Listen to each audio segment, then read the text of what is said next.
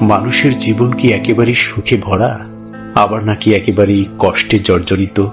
আসলেই বাস্তব জীবনে নিজের জীবনের দিকে খেয়াল রাখলেই কিংবা অন্যদের জীবন বিচিত্র পর্যালোচনা করলে দেখা যায় সুখ দুঃখ নিয়ে হচ্ছে মানুষের জীবন। তবে আমি মনে করি একটা মানুষের জীবন এত সহজেই একটা ভালো পর্যায়ে পৌঁছায় না।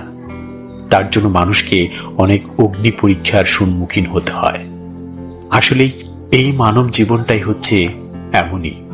ধরুন, আপনার চোখের সামনে একটি পরিবার অনেক সুখে শান্তিতে বসবাস করছে, কিন্তু সেই পরিবারের অতীতের ইতিহাস যদি জানতে চান তাহলে বুঝতে পারবেন এত সুন্দর একটি পরিবেশে এত সুন্দর একটি অবস্থানে দাঁড়িয়ে আছেন, তার পিছনে অনেক কষ্টের ইতিহাস লুকিত আছে।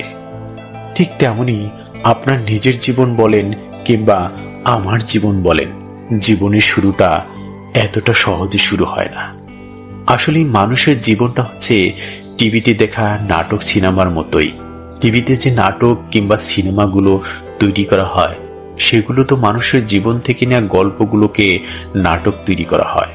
নাটকের শুরুতেই দেখবেন একটি পরিবার হয়তো খুব সুখের মধ্যে দিন কাটাচ্ছে, হঠাৎ করে কিছু চারপাশের খারাপ মানুষের খারাপ প্রক্রিয়ার কারণে কিংবা খারাপ প্রভাবের কারণে একটি সুন্দর পরিবার নিমিষেই শেষ করে দেয়। আবার মাঝে মাঝে দেখা যায় খুব খারাপ অবস্থানে থাকা একটি পরিবার অনেক ধৈর্যের পরীক্ষার ফলে খুব সুন্দর একটি অবস্থানে চলে যায়। আমাদের মানব জীবনে বেঁচে থাকতে হলে পাশাপাশি শুভ শক্তি যেমন আছে তেমনি অশুভ শক্তি আমাদের চারপাশে প্রতিনিয়ত থাকবে। তাই সেই অশুভ শক্তির হাত থেকে নিজেকে কিভাবে রক্ষা করতে হয় সেই প্রক্রিয়া জেনে রাখা খুবই বুদ্ধিমানের কাজ। যদি ধৈর্য শক্তি না থাকে তাহলে জীবন কঠিন হয়ে যাবে। আপনাকে চাইবে আপনার চলার পথে সব সময় বাধা সৃষ্টি করতে, আপনাকে চাইবে সব সময় পিছনে ফেলে রাখতে। খারাপ মাইন্ডের মানুষগুলো সব সময় চাইবে আপনাকে দুঃখের সাগরে ভাসিয়ে রাখতে, কিন্তু নিজেকে যদি শক্ত হাতে হ্যান্ডেল করা না হয় কখনো তাদের হাত থেকে নিজেকে টিকিয়ে রাখা সম্ভব হবে না। এক সময় দেখবেন আপনার কঠোর ধৈর্য শক্তির কারণে আপনি নিজেকে সফল করতে পেরেছেন। এই জীবন চলার পথে সুন্দর একটি পর্যায়ে চলে যেতে হলে কিংবা জীবনে সুখী হতে হলে প্রতিটি মানুষের প্রচুর ধৈর্য শক্তি থাকা একান্তই আবশ্যক। যার যত ধৈর্য শক্তি বেশি তার সফলতা তত বেশি। একসময় দেখবেন আপনাকে যারা পিছনে ফেলে রাখতে চেয়েছিল কিংবা আপনার সুখ সহ্য করতে না পারার কারণে আপনাকে প্রতিনিয়ত আঘাত করতে চেয়েছিল, সেই আপনার পেছনে পড়ে থাকবে। যেমন ধরুন, একটি চারা গাছ রোপণ করলে সেই গাছকে অনেক কষ্ট করে ঝড় বৃষ্টি রোদ শীত পোকামাকড়ের আক্রমণ এছাড়াও পশু পাখিরা খেয়ে ফেলবে কিনা সেই সব থেকে অনেক যত্ন করে রাখতে হয়। এক সময় দেখবেন গাছটি বড় হয়ে যায়।